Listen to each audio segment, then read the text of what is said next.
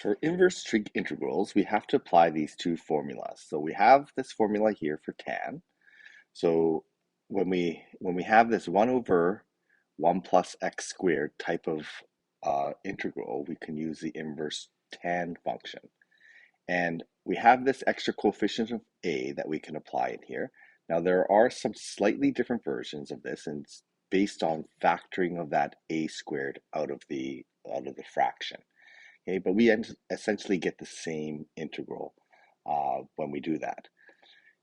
The formula for sine, arc sine, looks like this. So when we have the square root 1 over 1 minus x squared in the square root, that type is the arc sine version.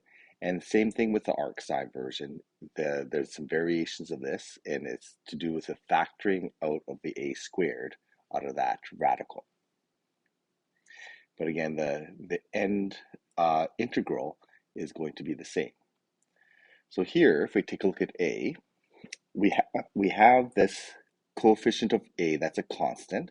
So I'm just going to pull that out on the outside. And just so that it's a little bit easier to see what these terms are, I've written 16 as a perfect squared form. So I can see it matching my formula for the arc sine. So then what I'm going to do is then apply that arc sine integral. So we're going to have a, and then undoing this, we're going to end up with arc sine,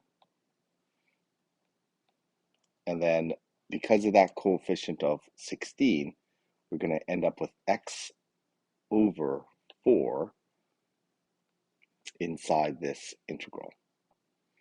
Okay, and then we get the plus c because it's an indefinite integral.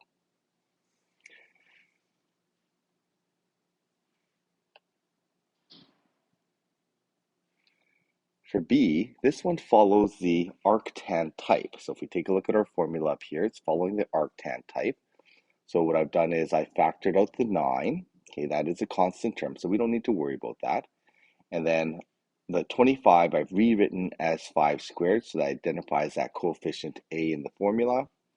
And then we have x squared in the formula, but 4x squared in this expression. So I need to express this as 2x all squared, and that represents the x in that formula. So then applying the inverse arctan of this, we're going to end up with 9, and then I'm going to end up with 1 over 5. Okay, that's the 1 over a part of that formula. And then we apply the arctan, and this is going to be 2x.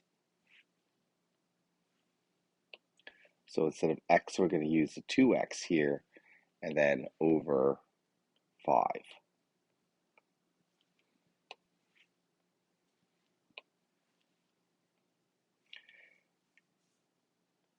And then don't forget the plus c.